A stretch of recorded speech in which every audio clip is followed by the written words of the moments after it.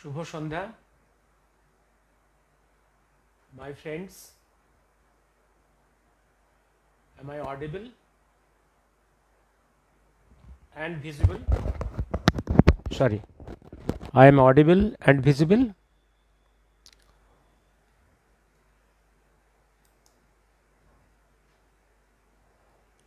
Am I audible and visible? Friends, am I audible and visible? If not, please write comments. Yes, today I am from the handset. In fear that a live from the desktop transmission may be weaker. From handset, it seems to me the transmission is better. Anyway, let me start.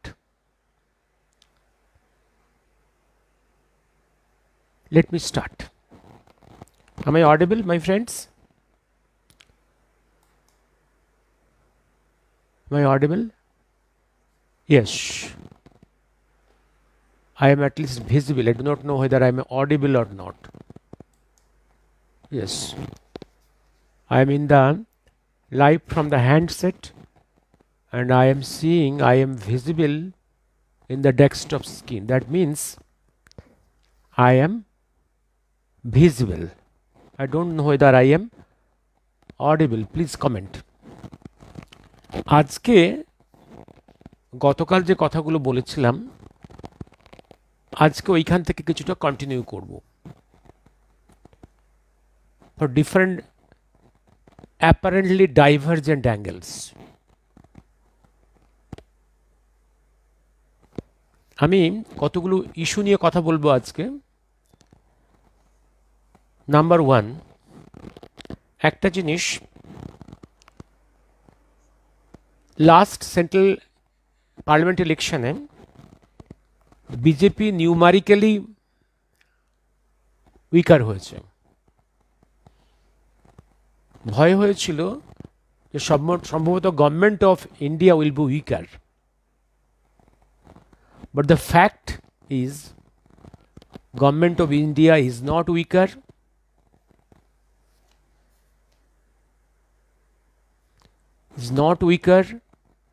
it is rather stronger.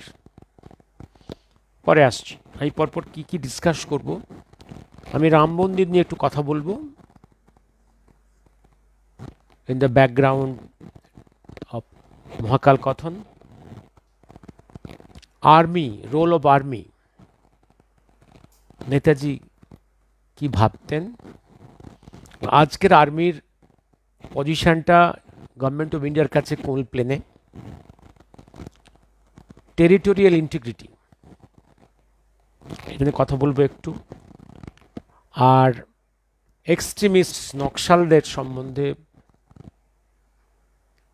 কিছু কথা বলবো, মহাকাল কি বলেছিলেন, আর শ্যামাপ্রসাদ নিয়ে একটু কথা বলবো, আর today's পার্লামেন্টে কি হলো একটু কথা বলবো, আর ওই মহামানব আসে 2003 এডিশনের পেজ নাম্বার 79, 89 অ্যান্ড 175 থেকে একটু পড়ে শোনাবো। আর বাংলাদেশের জন্ম একটু কথা বলবো। এখনো পর্যন্ত অফিসিয়ালি বাংলাদেশ লিবারেশন মুভমেন্টের, বাংলাদেশ বার্তের কাহিনীটা পরিষ্কার করে লেখা হয়নি, না বাংলাদেশের তরফ থেকে না ভারতের তরফ থেকে। মেজরিটি মানুষ এই জায়গাটা confused. I hope I am audible. আমি প্রথমেই আমি চলে যাব। I am hope I am audible. Yes, comments will appear here. Okay, আমি প্রথমেই চলে যাব প্রথম এটাতে, এটা হচ্ছে যে লাস্ট পার্লামেন্ট ইলেকশনে বিজেপি নিউমারিক্যালি এমপি সংখ্যা কম পেয়েছে। তার কারণ তার আগে অপোজিশনের তরফ থেকে অনেকগুলো নোংরা মিথ্যা প্রপাগান্ডা করা হয়েছিল। সব থেকে নোংরা প্রপাগান্ডা যেটা ছিল যে বিজেপি একক ক্ষমতায় কেন্দ্রে এলে তারা কনস্টিটিউশনটাকে পুড়িয়ে দেবে এবং দে উইল বিকাম ডিকটেটর, দেশে ডিকটেটরশিপ শুরু হয়ে যাবে। এই প্রপাগান্ডা কাজ দিয়েছে কিছুটা, এবং এই প্রপাগান্ডার জন্য প্রচুর ফান্ডিং হয়েছিল বিদেশ থেকে, পার্টিকুলারলি ডিপ স্টেট ও ইউএসএ থেকে।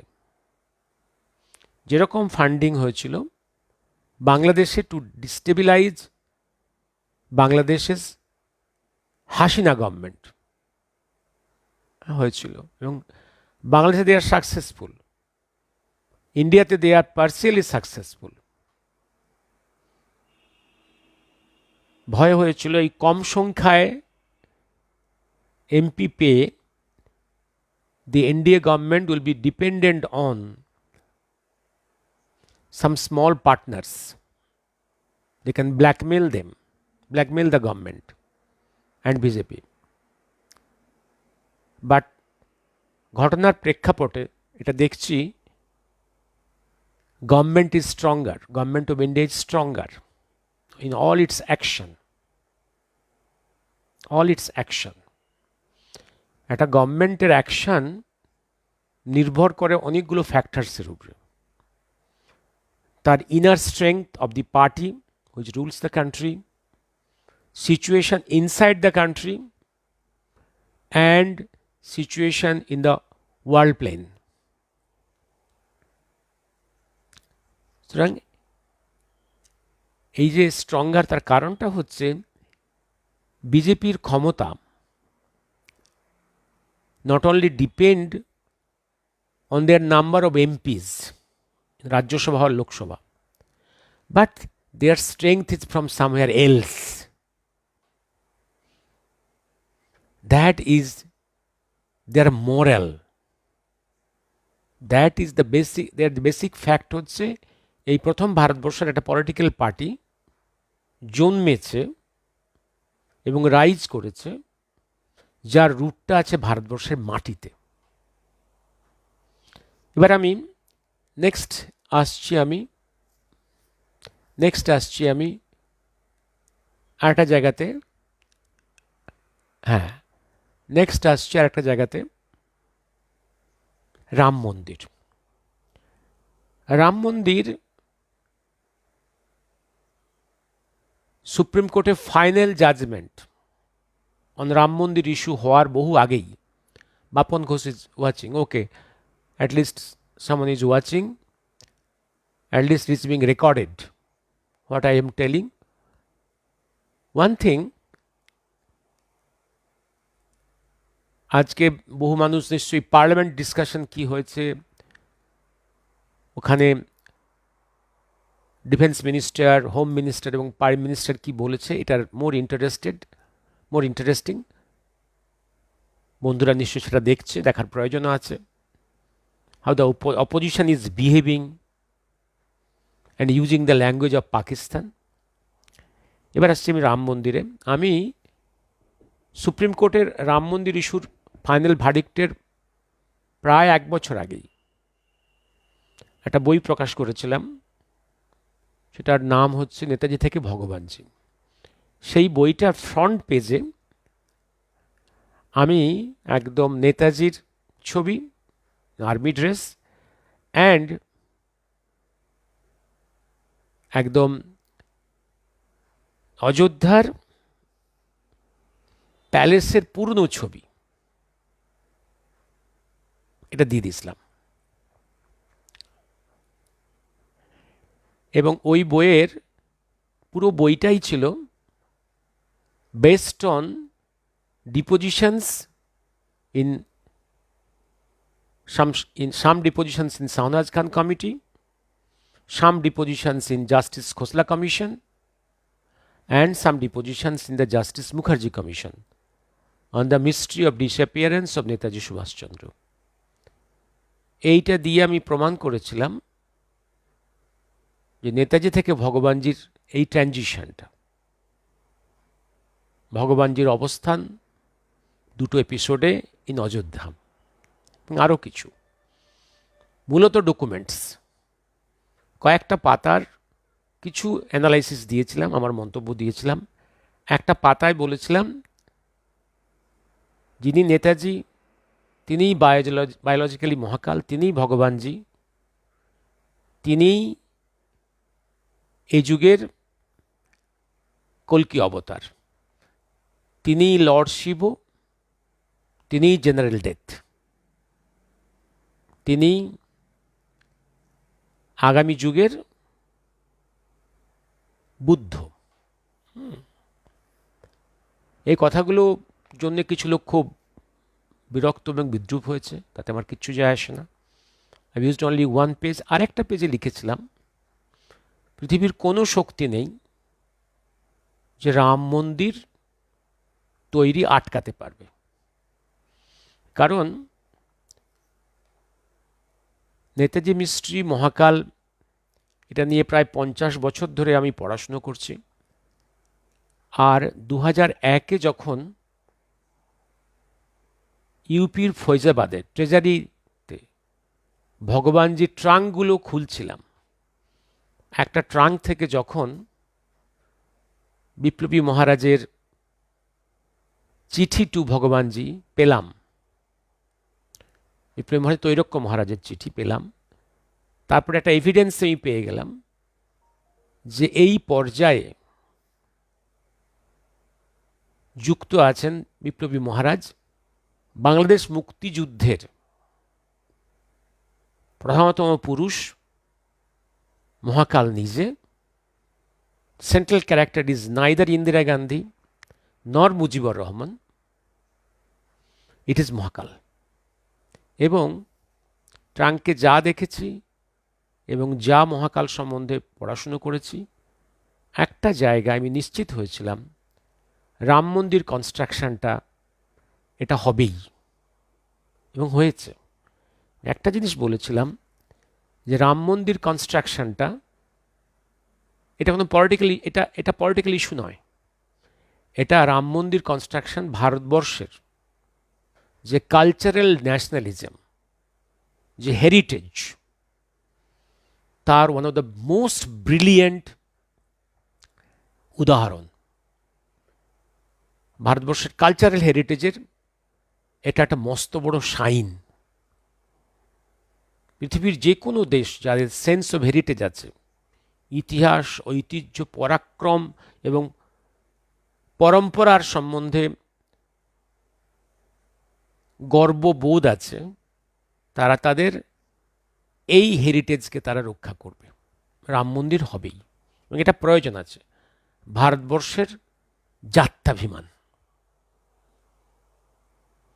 এবার আসছে আর্মি। আপনি একটা জিনিস দেখেছেন, এই এনডিএ গভর্নমেন্টের কাছে আর্মির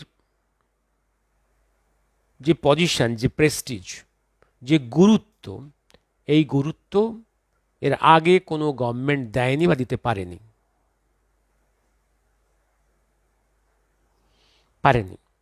নেতাজি পর্যায়ে, সুভাষচন্দ্র পর্যায়ে যখন তিনি 1938 as all India Congress president speech দিচ্ছেন, দেখবেন সেখানে আর্মির যে গুরুত্ব হচ্ছে তার list of important items to give importance, সেখানে আর্মিকে গুরুত্ব দিচ্ছেন তার লিস্টে in the middle.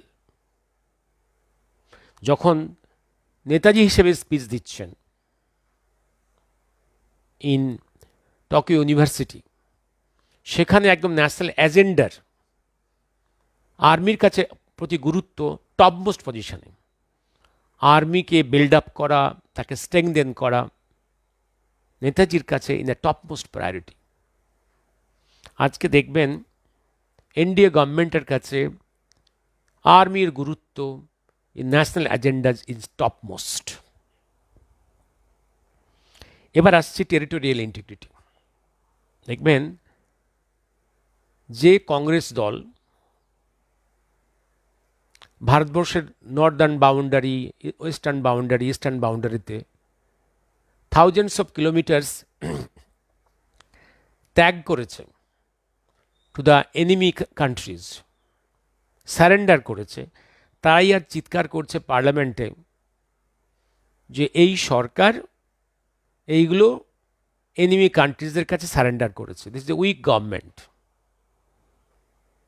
Foreign minister Jaishankar একদম পার্লামেন্টে ওয়ান বাই ওয়ান পয়েন্ট ধরে ধরে যে ভারতবর্ষের কোন এরিয়া চলে গেছে এনিমি কান্ট্রিজের টেরিটরিতে, কোন সময়ে, তখন কেন্দ্রে কোন সরকার ছিল। চোরের মায়ের বড় গলা। এবার আসছি আমি ভারতবর্ষের মধ্যের যে টেরোরিস্ট গ্রুপসগুলো আছে, যেমন definitely Naxals in India, one of the very strong terrorist groups. এদের অনেকগুলো গ্রুপ আছে, A to Z। ভারতবর্ষে সিপিআই অনেক ক্ষতি করেছে, তারপরে আরও নটোরিয়াস ছিল সিপিএম। নকশালরা আরও ভয়ঙ্কর। নকশালরা তাদের লাইন অফ কন্ট্রোল একদম red corridor, from China across Nepal to India through central India, একদম নর্দার্ন ইন্ডিয়া থেকে বিহার, ঝাড়খণ্ড, ওড়িশা, সেন্ট্রাল মধ্যপ্রদেশ, এই বিপুল অঞ্চলে তাদের দাপট আছে এবং তাদের টেরোরিস্ট অ্যাক্টিভিটিজের জন্যে কোনো ডেভেলপমেন্ট ওয়ার্ক করা যাচ্ছে না। ইটস এ ভেরি একদম ডিসরাপটিভ ফোর্স। তাদের সঙ্গে এনিমি কান্ট্রিজদের কন্ট্রাক্ট, মিশনারিজদের কন্ট্রাক্ট, প্যান ইসলামের কন্ট্রাক্ট টু ডিসরাপ্ট ইন্ডিয়া, এটা established. They want to destroy the state. ভারতবর্ষের যে স্টেটটাকে ডিস্ট্রয় করতে চায়। তারা মার্ক্সবাদ, বিশ্বপ্রেমে তারা উদ্ভূত, তাদের প্রিন্সিপাল বিশ্বপ্রেম। মার্ক্সবাদে তো আর কোনো ন্যাশনালিজম বিশ্বাস করে না, কোনো বাউন্ডারিতে বিশ্বাস করে না। They want to destroy all boundaries. গোটা পৃথিবীতে মার্ক্সবাদের একদম ফ্ল্যাগ উঠবে, এই তো তাদের স্লোগান। যেমন প্যান ইসলামের স্লোগান হচ্ছে গোটা পৃথিবীতে ইসলামের ফ্ল্যাগ উঠবে, এই তো। এবার দেখবেন আপনারা যদি ওই মহামানব পড়েন, ওই মহামানব আসে, আপনারা মহাকালের কথা পাবেন ওই মহামানব আসেতে, আর পাবেন নেতাজি থেকে ভগবানজি, ওই মহানব আসে ভলিউম 1, ভলিউম 2, আর মহাকাল কথন ভলিউম 1, ভলিউম 2, আর কিছুটা আছে নেতাজি থেকে ভগবানজি। অন্য কার কি বইয়ে কি আছে এ দায়িত্ব আমার নয়। এইগুলো যদি পড়েন দেখবেন আপনারা মহাকাল বিভিন্ন সময় অতি দ্রুত গতিতে বিভিন্ন সাবজেক্ট নিয়ে ছোট ছোট করে কি বলে গেছেন। কারণ যা তিনি বলেছেন সবটা তার ফলোয়ারদের পক্ষে রেকর্ড করা সম্ভব হয়নি, পরবর্তী লেখাও সম্ভব হয়নি। যতটুকু রেকর্ডস অ্যাভেলেবেল সবটাও এখনো পাবলিশড হয়নি বা পাবলিশ করার পরিবেশ তৈরি হয়নি। একটা জিনিস বলে রাখি, ওই মহানব আসে বইটার যখন পাবলিশড হয়েছিল, তার আগে যখন জয়শ্রীতে ইন পার্টস যখন মান্থলি জার্নালে পাবলিশড হতো, তখন পুরো কথাটা ক্লিয়ারলি লেখার মতো পরিবেশ তৈরি হয়নি। কারণ সবটা ক্লিয়ার করে লিখলে শত্রুর কাছে মহাকালের প্ল্যান প্রোগ্রাম সব এক্সপোজড হয়ে যেত। তাই ওমা পড়ে মহাকালের কথা উদ্ধার করা খুব সহজ নয়। দেখবেন একটা জায়গায় মহাকাল বলছেন যে চীন থেকে দলে দলে লোক আসছে এখানে, ওখানে ট্রেনিং পেয়ে এখানে প্রবেশ করছে, এখান থেকে যাচ্ছে ওখানে ট্রেনিং নেওয়ার জন্যে। They are against the integrity of our country. তোমরা কোনো খোঁজ রাখো না, তোমাদের বলেছি খোঁজ রাখো না। আমার মাথার দিব্যি, আমার গরজ, আমাকে তো খোঁজ রাখতেই হবে। কোথা দিয়ে ঢুকছে, কোথা দিয়ে বেরোচ্ছে, কোথায় কোথায় তাদের পকেটস আছে, এ তো আমার গরজ। নকশাল শব্দটা কোথাও ইউজ করেছে আমার চোখে পড়েনি, কিন্তু this is one of the indications. কিন্তু ভারত সরকার, কংগ্রেস সরকার বা বিভিন্ন রাজ্যে কখনোই এই ফোর্সকে কন্ট্রোল করা, প্রতিরোধ তৈরি করার কোনো একদম কোনো কোনো কোনো সংঘবদ্ধ চেষ্টা হয়নি, প্ল্যান চেষ্টা হয়নি।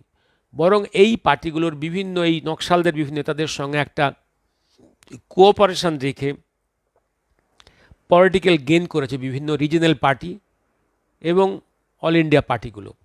এই প্রথম এনডিএ গভর্নমেন্ট একদম নকশালদের নেক্সাসকে ধ্বংস করার জন্য একটা সংঘবদ্ধ চেষ্টা শুরু করেছে। এবার আসছি আমি আরেকটা জায়গায়। আমি অল্প করে শ্যামাপ্রসাদ সম্বন্ধে অনেক কুৎসিত কথা কিছু লোক এখনো বলে যাচ্ছে। এবার আমি বলি, একটা বলে যাচ্ছি। এবার দেখুন, আমি এ নিয়ে আলোচনা করেছি। একটা কথা বলে রাখি, বাঙালির জন্যে, বাংলাদেশ, এই বাংলায় অনেক বড় বড় মহাপুরুষ জন্মেছেন, অনেক বড় সায়েন্টিস্ট, দার্শনিক অনেক জন্মেছেন, অনেক বড় কবি জন্মেছেন, কিন্তু বাংলা রাষ্ট্রীয় জীবনের জন্যে সব থেকে বেশি কাজ করার চেষ্টা করেছেন এক দেশবন্ধু চিত্তরঞ্জন দাস, তারপরে ফজলুল হক সঙ্গে এপার বাংলার ওপার বাংলার উভয়ের পড়াশুনো খুব কম, এটা খুব দুঃখের। সুভাষচন্দ্র এবং শ্যামাপ্রসাদ মুখার্জি দেশভাগ চাননি। যখন দেশভাগ decided by the British, Congress, Muslim League and কমিউনিস্টদের ডিমান্ডে, তখন he appear on the political scene. He demanded West Bengal for the Hindu refugees. Hindu রিফিউজির শেষ বাসস্থল পৃথিবীতে। এবং সেদিন মুসলিম লীগ এবং কমিউনিস্টরা টোটাল বাংলাটাকে পায়নি পাকিস্তানে, সেই দুঃখ রয়ে গেছে। সেই দুঃখের জন্যে আজও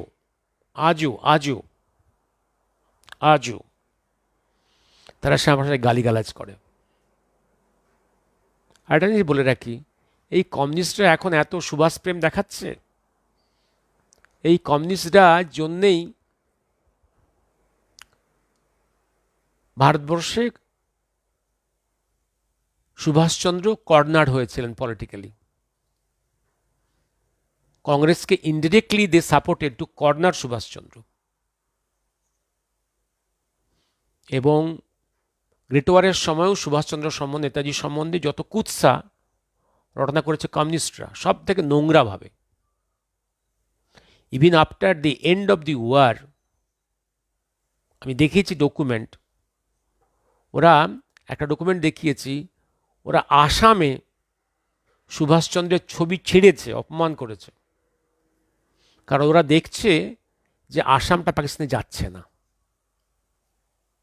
কারণ আসামের পাকিস্তানে যাওয়ার পথটা বন্ধ করে দিয়ে গেছে 1938-এ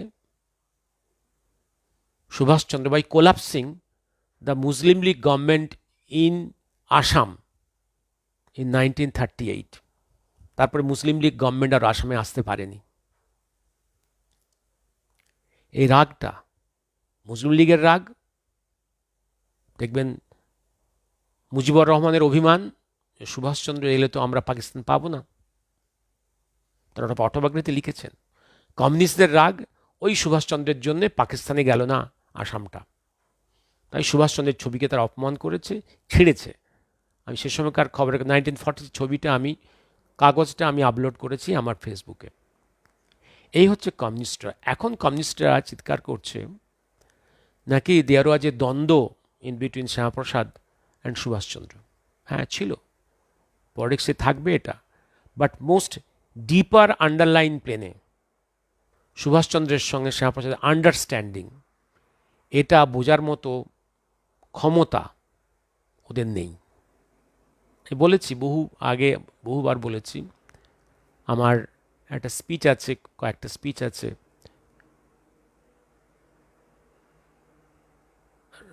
রাসবিহারী, সাভারকার, সুভাষচন্দ্র, শ্যামাপ্রসাদ কোয়াড্র্যাঙ্গেল, একটা স্পিচ আছে, আবার নিয়ে লেখালেখি করব। এইবার মনে রাখবেন এই চারজনই এইখানে দেখবেন আপনি, ওখানে ওখানে রাসবিহারী, জাপানের হিন্দু মহাসভার প্রেসিডেন্ট, এখানে সাভারকার, অল ইন্ডিয়া হিন্দু মহাসভার টপ লিডার, পশ্চিম বঙ্গদেশে হিন্দু মহাসভার প্রেসিডেন্ট শ্যামাপ্রসাদ, এবং সুভাষচন্দ্রের সঙ্গে এদের সবার যে যোগাযোগ, to plan his going out of India into Japan cooperation. এবং যখন 1945-এ আইএনএ ট্রায়ালের প্রেক্ষাপটে ভারতবর্ষের একটা গণ অভ্যুত্থান, সে সময় কলকাতার রাস্তায় এই জনগণের উত্থান যখন উদ্বেল, ব্রিটিশ আর্মি অ্যান্ড পুলিশের গুলিতে যখন বহু যুবক খুন, সে সময় কোনো টপ লিডার রাস্তায় নেমে আসেনি, এসেছিলেন শ্যামাপ্রসাদ মুখার্জি। আরেকটা জিনিস বলি, তারও আগে এটি শ্যামাহক মন্ত্রিসভা যারা শেষ চেষ্টা করেছিল সুভাষচন্দ্রের স্বপ্নকে ধরে রাখতে। সুভাষচন্দ্রের কি স্বপ্ন ছিল 1937-এ? যে কৃষক প্রজা পার্টি কংগ্রেস গভর্নমেন্ট তৈরি করে মুসলিম লীগকে বাংলার মসনদ থেকে দূরে রাখা। যখন সেটা পারলেন না, গান্ধীজির চক্রান্তে পারলেন না, যেটা সুভাষচন্দ্র পেরেছিলেন আসামে, সেটা বেঙ্গলে পারলেন না, সেই দুঃখ তার রয়ে গেছিল যে, এবং গান্ধীর চক্রান্তের জন্যই মুসলিম লীগ ক্ষমতায় এসেছিল বঙ্গদেশের রাইটার্স বিল্ডিংয়ে। এই দুঃখ সুভাষচন্দ্রের রয়ে গেছিল। সুভাষচন্দ্রের সেই স্বপ্নকে সার্থক করতে ফজলে হক, শ্যামাপ্রসাদ এবং শরৎ বোস মন্ত্রিসভা তৈরি হয়েছিল, সেটা 11 মাস রাজত্ব করেছিল। শেষ চেষ্টা বঙ্গদেশকে মুসলিম লীগের হাত থেকে রক্ষা করা, এবং শরৎ বোসকে ব্রিটিশ অ্যারেস্ট করে সাউথ ইন্ডিয়ায় পাঠিয়ে দেয়। বাট শ্যামাহক মন্ত্রিসভা 11 মাস সার্ভাইভ করেছিল। তার উপরে ব্রিটিশের চক্রান্ত, এবং এই মন্ত্রিসভাকে বাঁচানোর জন্য কিন্তু কংগ্রেস এগিয়ে আসেনি। এটা ছিল কৃষক প্রজা পার্টি, ফজলে হক, শ্যামাপ্রসাদ মুখার্জি, ফরাল ব্লকের কিছু এমএলএ, কিছু ইন্ডিপেন্ডেন্ট, এদের সবার চেষ্টায় শ্যামাহক মন্ত্রিসভা। শেষ চেষ্টা বাংলাকে মুসলিম লীগের হাত থেকে রক্ষা করা, সে কিন্তু শেষ রক্ষা হয়নি। অর্থাৎ শ্যামাপ্রসাদই হচ্ছে দেশবন্ধু, ফজলে হক, সুভাষচন্দ্রের রাজনৈতিক চিন্তার উত্তরসূরি। এবং আরও বলে রাখি, সাধু মুখার্জি নতুন জনসংঘ যখন তৈরি করলেন, তার ডেট অফ বার্থটা হচ্ছে একদম the date of birth of the provisional government of Azad Hind by Netaji, same date. শুধু গ্যাপ মাঝখানে 1943 থেকে 53, এই যে গ্যাপটা, 51, এই যে গ্যাপটা, 43, 7, 8 বছর, 8 বছরের গ্যাপ। একই দিন জনসংঘের জন্মদিন, এবং তার আগে নেতাজির সরকারের জন্মদিনটা একই, 21শে সেপ্টেম্বর, অক্টোবর। হলো এবার আসছি আমি এবার সুতরাং জ্বালা হচ্ছে কমিউনিস্টরা তো বেঙ্গলে জিরো হয়ে গেছে, অল ইন্ডিয়া প্লেন আস্তে আস্তে জিরো হয়ে যাবে। এই জ্বালা কংগ্রেস বেঙ্গলে যারা, আর আমি একটা জিনিস আজকে একটা লিখেছিলাম যে পাকিস্তান যে সৃষ্টি হয়েছিল এর মূল কারিগর কংগ্রেস, মূল কারিগর। আমি স্টেপ বাই স্টেপ লিখেছি, দেখুন। হ্যাঁ, ব্রিটিশের সঙ্গে ব্রিটিশের অ্যাডভাইসেই কংগ্রেস এটা করেছে। কংগ্রেস মানে কোন কংগ্রেস? গান্ধী নেহরুর কংগ্রেস। গান্ধী নেহরু চিরকাল ব্রিটিশের এজেন্ট, জন্ম থেকেই গান্ধী নেহরু ব্রিটিশের agent. The agents of British planted in Congress. Gandhi Nehru যা করেছে ব্রিটিশের পরামর্শ অনুযায়ী। আমি স্টেপসগুলো লিখেছি। ব্রিটিশের নির্দেশ মতোই গান্ধী কাজ করেছে এবং পাকিস্তান তৈরির রাস্তা তৈরি করেছে। পাকিস্তান তৈরিতে জিন্নার থেকেও বেশি অবদান গান্ধীর এবং নেহরুর। স্টেপস নাম্বার 1, যখন বাংলাদেশে অগ্নিযুগ শুরু হলো ব্রিটিশ ভয় পেয়েছিল যে একদিন এই দেশ থেকে চলে যেতে হবে। আর ওদের এম্পায়ারের প্রিন্সিপালই হচ্ছে যখন যে দেশ থেকে চলে যায় সে দেশটাকে ভাগ করে রেখে যায় যাতে তার এম্পায়ারের ইন্টারেস্টটা কন্টিনিউ করে। সেদিন থেকে ওরা দেশকে ভাগ করার পরিকল্পনা শুরু করেছিল। বৃহত্তর ভারতকে ভাগ করার আগে একটা এক্সপেরিমেন্টের প্রয়োজন হয়েছিল, একটা ছোট ক্ষেত্রে একটা এক্সপেরিমেন্ট। কমিউনালিজম ডেভেলপ করিয়েছে এবং বঙ্গদেশকে ইস্ট অ্যান্ড ওয়েস্টে অন রিলিজিয়াস বেসিস ভাগ করে, ওয়েস্ট বেঙ্গল ইস্ট বেঙ্গল ভাগ করে কমিউনালিজমকে স্প্রেড করতে সাহায্য করে চেষ্টা করেছে।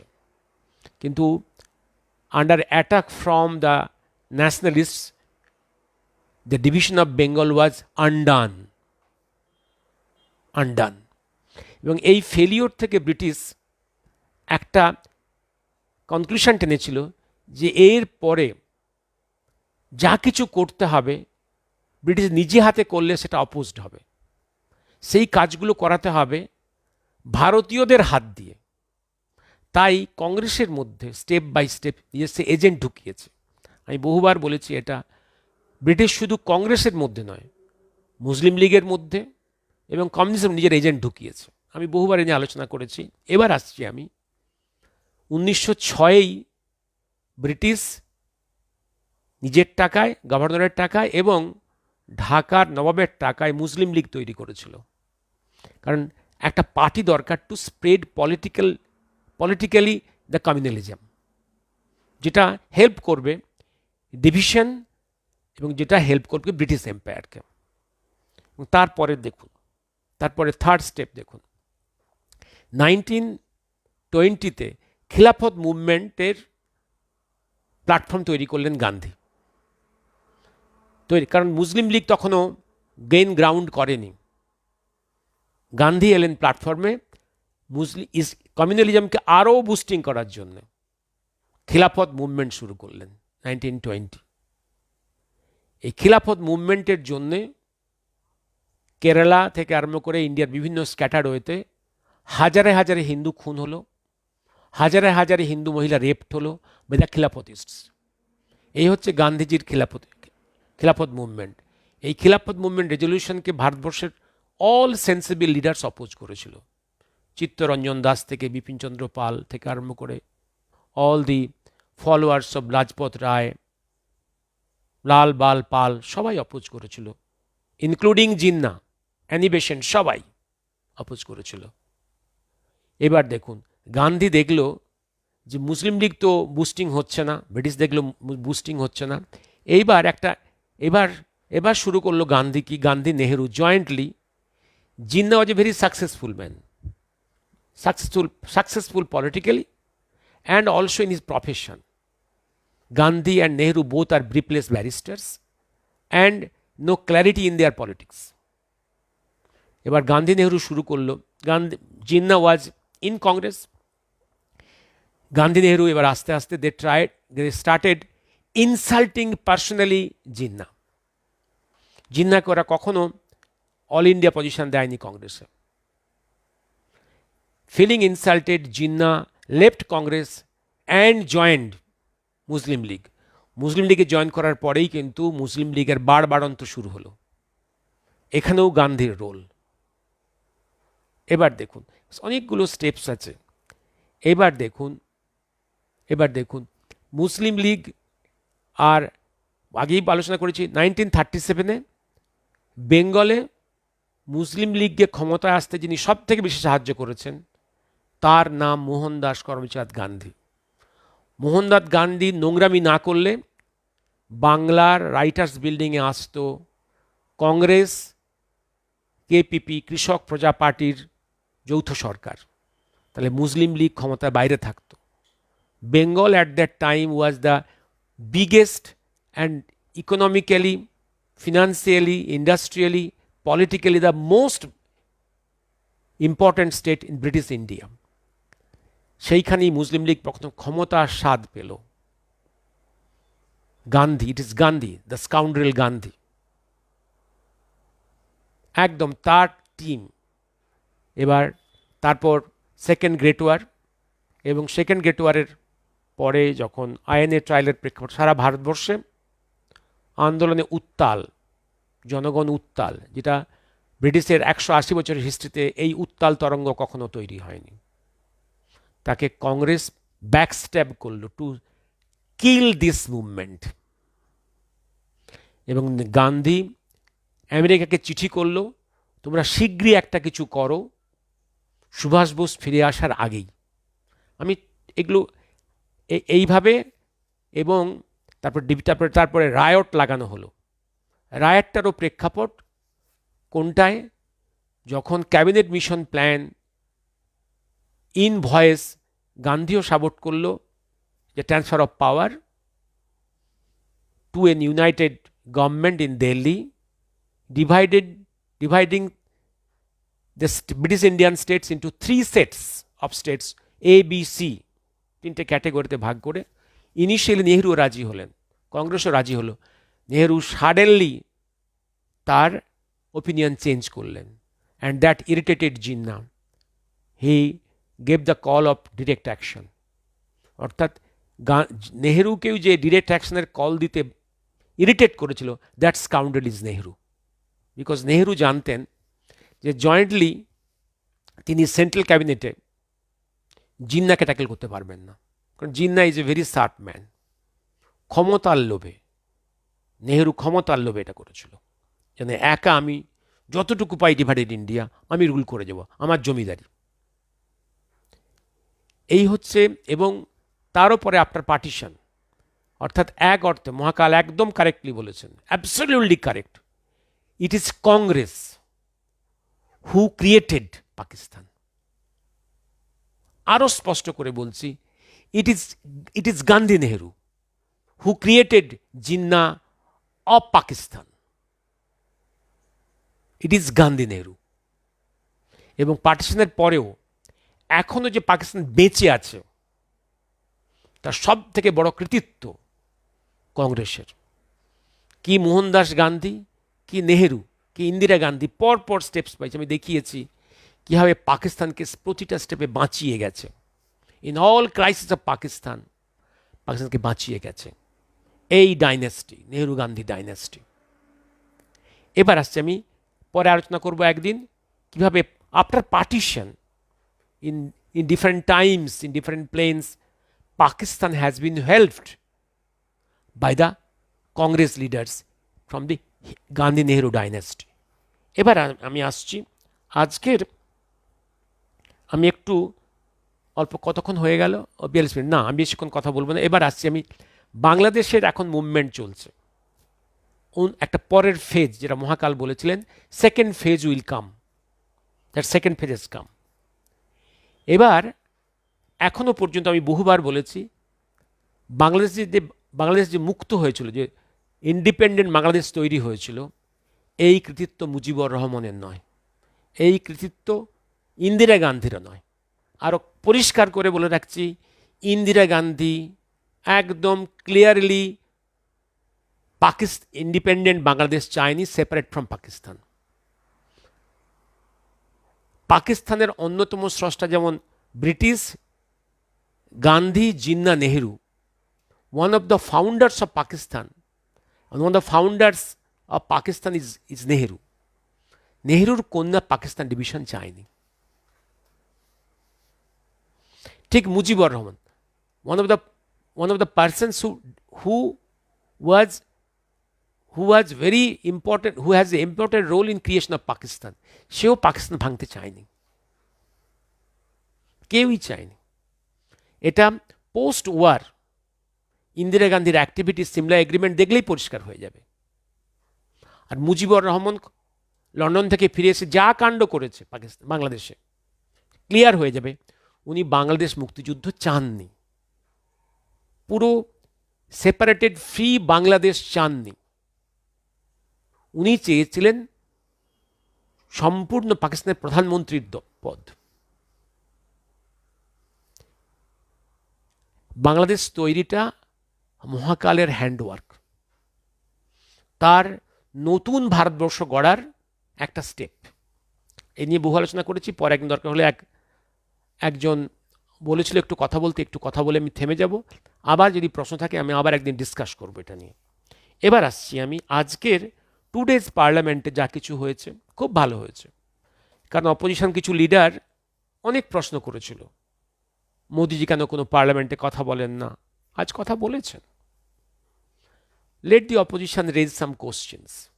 ইয়েস, ওরা প্রথম 3 দিন তো ক্যাওস সৃষ্টি করেছিল, কোনো ডিসকাশন ডায়ালগ করতে দেয়নি, শুধু ক্যাওস তৈরি করেছিল। তারপর আন্ডারস্ট্যান্ডিংয়ে এসে ওরা ডায়ালগে আসে। They raise some questions and PM, home minister, PM, defence minister and foreign minister gave the answers. Let them raise questions. যত এক বন্ধু দেখলাম আমার ফেসবুকে লিখেছিল, গান্ধী, কংগ্রেস খুব প্রো হিন্দু, সেজন্যই বাধ্য হলাম আজকে ওই জবাবটা দিতে। গান্ধী কীরকম প্রো হিন্দু?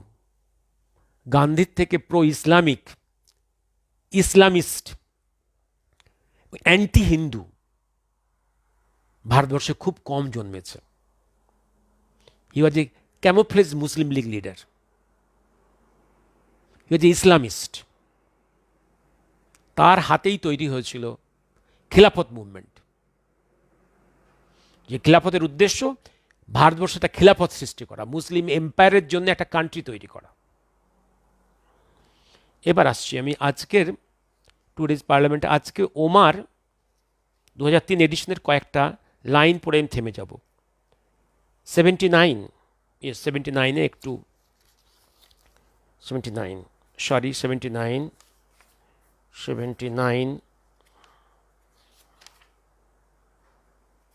আমি 79 একটু পড়ে থেমে যাব।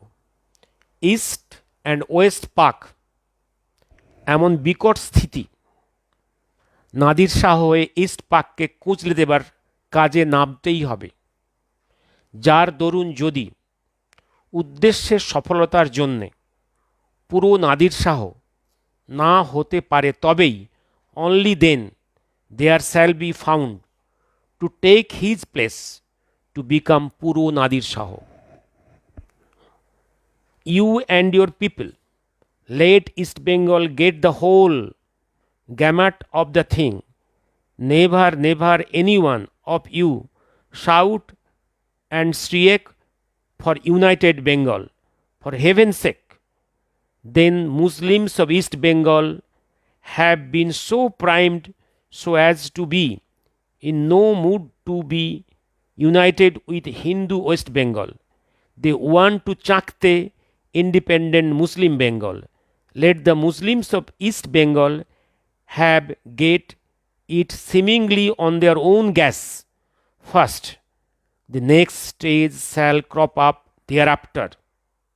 Mohakal has been working so actively that Pakistan shall be forced to murder Koch and Taskand.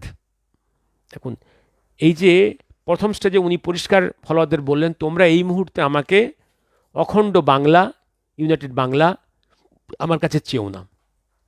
একদম ওরা ওরা ইসলামিক বাংলাদেশ চাইছে, লেট দেম চাক ইট, একদম নেক্সট ফেজ উইল কাম। এবার তারপরের 89-এর একটু পড়ে শোনাবো। 89 আমি কয়েকটা 89-এ একটু কয়েকটা পেজ আমি আজ শুধু ওমা থেকেই পড়ছি। 89 এটা আমি পড়ছি 2003-এর এডিশনটা। 89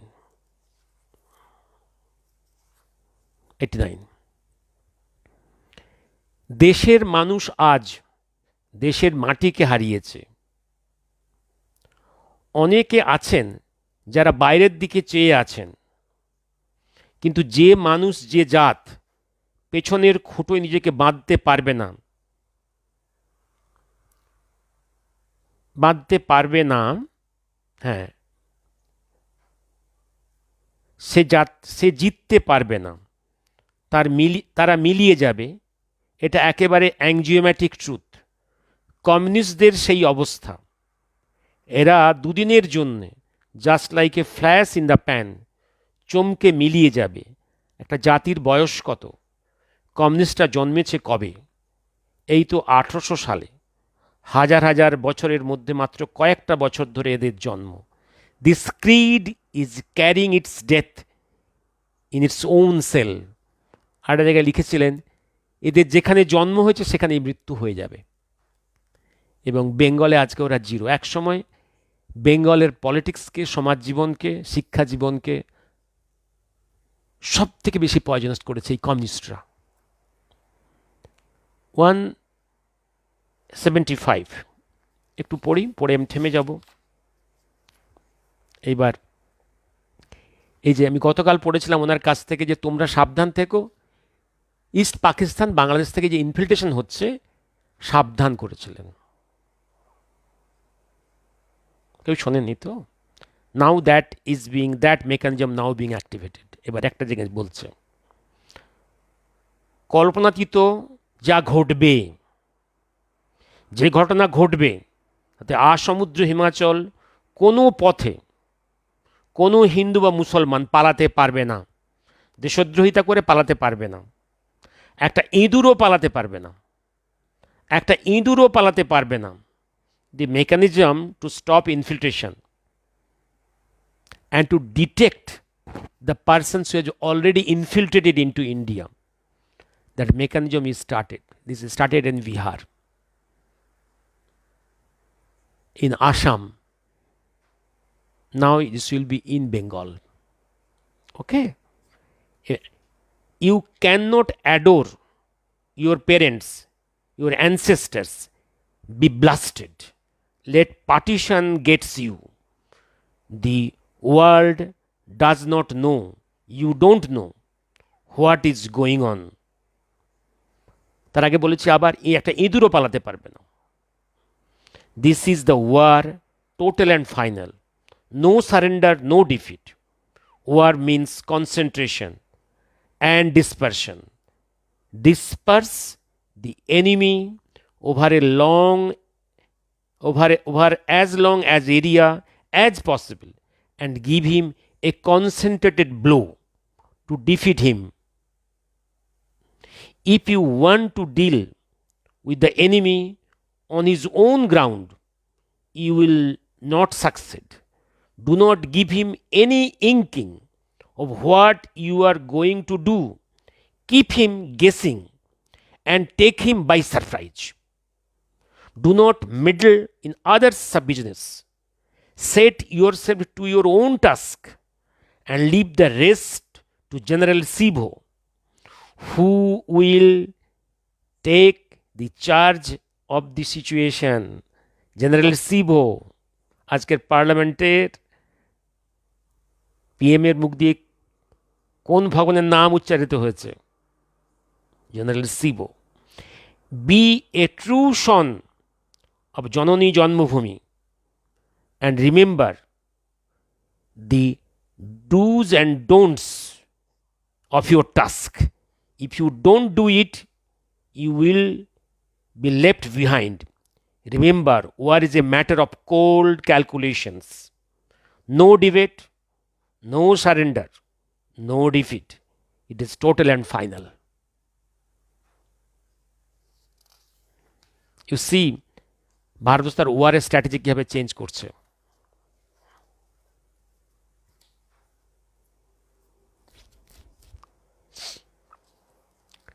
শুভরাত্রি, শুভরাত্রি। আজকে থামবো। ইন্দ্রনীল ইজ ওয়াচিং, ভাস্বর দাস,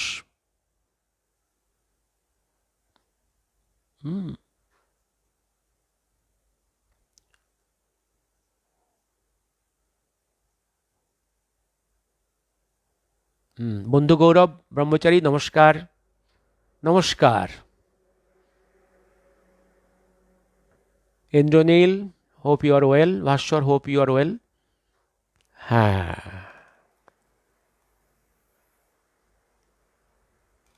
আজকে রাখি। কিছু প্রশ্ন থাকলে আবার সেটা নিয়ে শুরু করব। কিছু মানুষ এখনো বলে বেড়াচ্ছে শ্যামাপ্রসাদ খুব খারাপ লোক। তার জবাব তো দিতেই হবে। আর কিছু লোক বলে বেড়াচ্ছে কংগ্রেস নাকি হিন্দু প্রেমী, আর নাকি ইন্দিরা গান্ধী আর মুজিব মিলে বাংলাদেশ তৈরি করেছিল। ওরা যত চিৎকার করবে তত তথ্যগুলো বেরিয়ে আসবে, কারণ ওরা প্রশ্ন করলেই জনগণের কানটা খাড়া হবে। খাড়া হলে তখন উত্তর দিলে কানে ঢুকবে। কারণ জনগণকে দেখেছি যে ইন অ্যাডভান্স যেচে খবর দিয়ে কোনো লাভ নেই, যেচে কোনো ভালো তথ্য দিয়ে লাভ নেই। আগে ওদের মনের মধ্যে প্রশ্ন উঠুক, প্রশ্ন ওঠার পরে জবাবটা দিলে তখন জবাবটা কানে ঢোকে। ইন অ্যাডভান্স জবাব দিলে ভালো কোনো ভেরি ভাইটাল ইনফরমেশনস ওদের কানে ঢোকে না। Let the opposition raise that questions, let the questions come from the people also, then the answers will be helpful to the nation. বন্ধু গৌরব বাবু, বন্ধু গৌরব, আবার ব্রহ্মচারীজি, আবার নমস্কার। আমি শেষ করছি। শুভরাত্রি। আজ শেষ করি।